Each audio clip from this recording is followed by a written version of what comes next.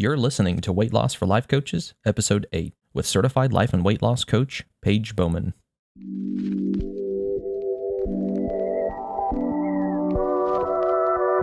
Welcome to Weight Loss for Life Coaches, the weekly podcast for coaches who are growing their coaching business and on their weight loss journey. Each week, we'll be tackling why weight loss feels hard and how to make hitting your weight loss goal the simplest thing you do all day.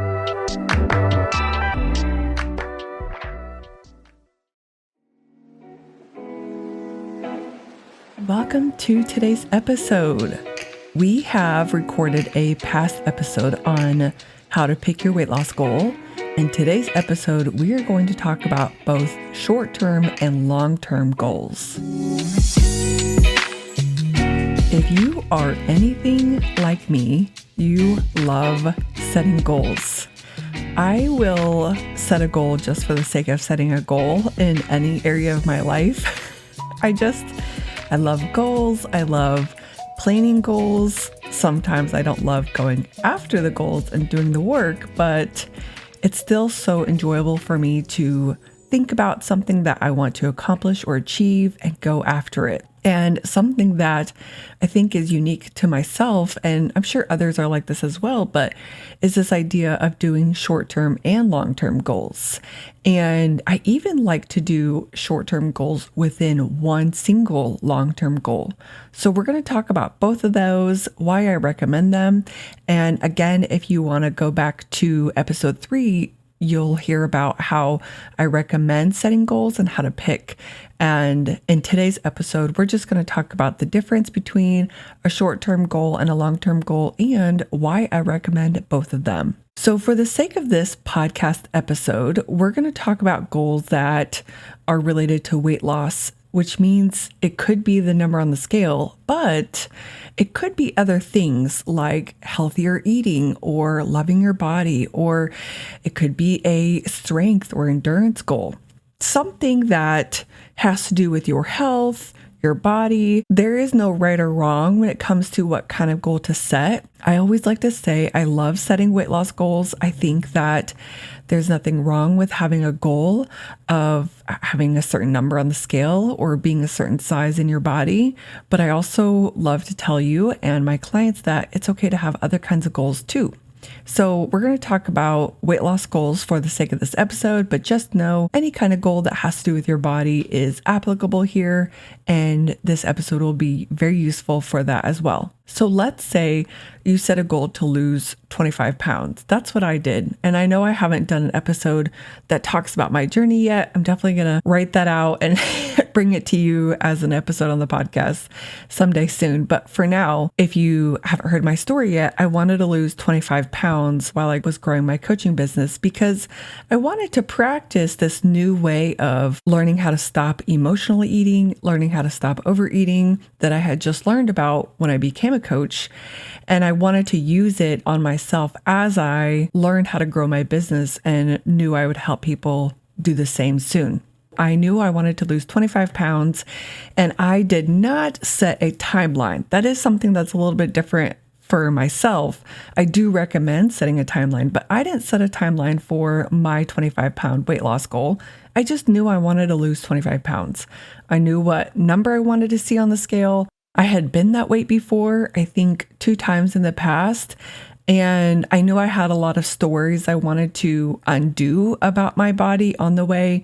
I knew I had a lot of stories about being that weight that I wanted to unravel. And so I set the goal. I knew who I wanted to become. I knew that the journey in and of itself would be so powerful for my relationship with myself and just my life in general.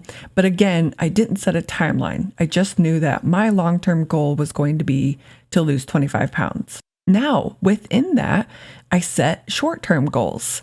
I wanted to lose 10 pounds and I did that a few times, right? So 25, 10, 10, and then I wanted to lose the last 5 pounds. So within my 25-pound long-term goal, I had short-term goals within, and I loved experimenting. This is something I've always known about myself, but And if you're one of my clients or you become one of my clients, you know that it's a big part of my program is to experiment. And so I used my 10-pound short-term goals and then 5-pound short-term goal to experiment. And that's one of the first reasons I highly recommend short-term goals is to teach yourself how to experiment. So within the long-term goal, you know you want to lose 25 pounds, 50 pounds, maybe even just the 10 pounds. But within that, whether you have a timeline on that or not, you can set short-term goals to teach yourself how to experiment within the long-term goal. The reason I recommend teaching yourself how to experiment along the journey is because when you set a 25-pound goal, for example, you don't know the how. That doesn't stop you from setting the goal, but you don't need to know the how. You go into It's Done Energy, which is a previous episode of the podcast. Go listen to that. I think that's episode 7. You go into It's Done Energy knowing that you'll hit that 25-pound goal. But the short-term goal allows you to pick a how and experiment with it and to see if that's the one you want to use. You teach yourself the how you want to experiment for the short-term goal. So for example, maybe you want to lose 5 pounds using just the 3 super simple steps that I talk about in episode 5. And you say, okay, I want to lose 5 pounds in the next month. And the how that I want to experiment with is the 3 super simple steps. So you've picked the goal, the short-term goal is to lose 5 pounds in a month. The how that you want to experiment with is the 3 super simple steps. And by the way, I told you what episode to listen to, but I didn't tell you what the 3 super simple steps were. So step 1 is to plan your food ahead of time. Step 2 is to write it down. And step 3 is to follow your plan. So you've picked the goal, you've picked the how to do the 3 super simple steps, and then you go do it in the timeline you've set. So I'm going to do the 3 super simple steps this month. The goal is to lose 5 pounds. And I'm going to set this hypothesis as if it's done. That's very much the epitome of It's Done Energy. I'm going to pick the goal, the timeline, the how, and then go do it believing that it'll be done. And then at the end of that 4-week time period for the short-term goal, you celebrate. No matter if you hit the goal or not at the end of that timeline, you celebrate. This is so huge for my clients. It's a very big part of my program because it's so important to teach yourself that whether you fail or succeed, right? Whether you hit that short-term goal in that timeline that you set, you celebrate. It's really this way of teaching yourself that whether I fail or succeed, there's so much to be appreciative, be proud of, to love myself for, to celebrate. And then we evaluate. So we took a look at what was supposed to happen, what did happen, what worked, what didn't work, what do I want to try next time? So this is very much the short-term goal, and it's just stacking these on top of each other that will get you to that long-term goal. The experimenting process is a science, right? We set that hypothesis, we go after it, we celebrate, we evaluate, but it's also an art. It's an art to pick a way of experimenting along your journey, of choosing solutions that you're interested in, that your intuition is telling you feels right, and then to go after it. It can be very scientific, very much like the scientific method where you create a hypothesis and test it, but it's also an art where it doesn't have to be right and wrong, black and white, all or nothing. It can be something that you play around with, you have fun with, you let yourself pick different hows, which is why I love short-term goals. You just let yourself pile up successes and fails and celebrations all along the way. So let it be something that is very much a learning and science thing and is an art and is something you have fun with. Okay, so I've sold you on setting short-term goals within your long-term goal. So then let's talk about why I recommend long-term goals as well. The first reason I recommend setting a long-term goal is because of who you're becoming. I love to evolve and grow. And I always tell my clients the reason we set goals isn't because it'll be better there when you hit the goal, but because of who you're becoming on the way. Because we just get to evolve. We have that privilege to grow, to change, to learn more along this journey of life, to evolve our way of thinking, the way we make decisions, the way we trust ourselves. And so if for no other reason than because you have the privilege to grow, I say go for it.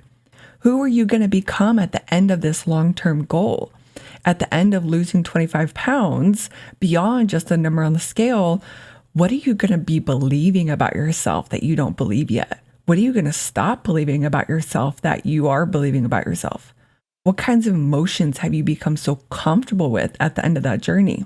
What kinds of habits and systems and processes have you input in your life to make this goal easier, to make this way of living easier? And what have you stopped putting into place? What habits have you let go of? So when you think about setting this long-term goal, really think about who you're becoming on the way.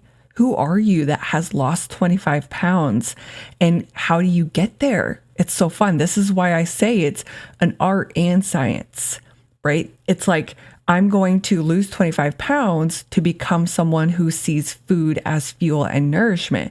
There's an art to that of who I'm becoming that sees food like that and no longer sees food as something that helps me feel better.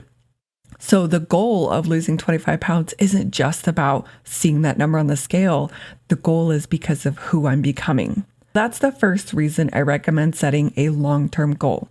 The second reason I recommend setting a long-term goal is similar to the first, but it's very much to be intentional about how you want to live your life. So this is one of those ways of thinking about life that is represented well by those images that you'll see that says how many weeks you'll live in your life if you live the average age of a human being right now in the world. I think I saw one the other day that was like, you live 700 weeks if you live to be 75. And so I don't love those. They're just not my cup of tea. But if you think about that idea of, okay, I've got this long to live, assuming that that's how long I'll live. Or I've heard my mentor, Brooke Castillo, say that she imagines that she'll live to be 100 years old. So however you think about it, the purpose of setting a long-term goal is to be intentional about how you want to live your life for all those weeks and all those years. It's not to set yourself up for failure or to wish and hope that your life will be different once you hit the goal, but it's to set you up to be living the kind of life you want to live intentionally and on purpose. Going back to my goal as an example, I wanted to lose 25 pounds so that I could have a different relationship with myself, my emotions, the way I think about myself, and food. And I wanted to live that way for the rest of my life, this new way of who I wanted to become, right? Reason number one, because of who you're becoming. I wanted to be intentional about my relationship with food for the rest of my life. So setting this long-term goal of losing 25 pounds allowed me to start living more intentionally this life and my relationship with food and my relationship with myself. So the goal really is a container for me to show up in this life the way I want to on purpose. Another goal that I'm working on, and I think I've talked about it on the podcast, is to eat way more vegetables every single day. And I joke about eating a pound of salad or a pound of raw veggies every day as the epitome of that goal. And I've actually gotten pretty close to that. I eat about a pound of veggies multiple times a week. I don't do it every day yet, so I'm still working on it.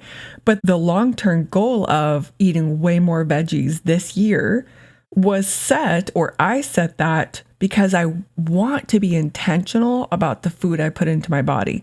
I don't just want to lose weight or be at this weight.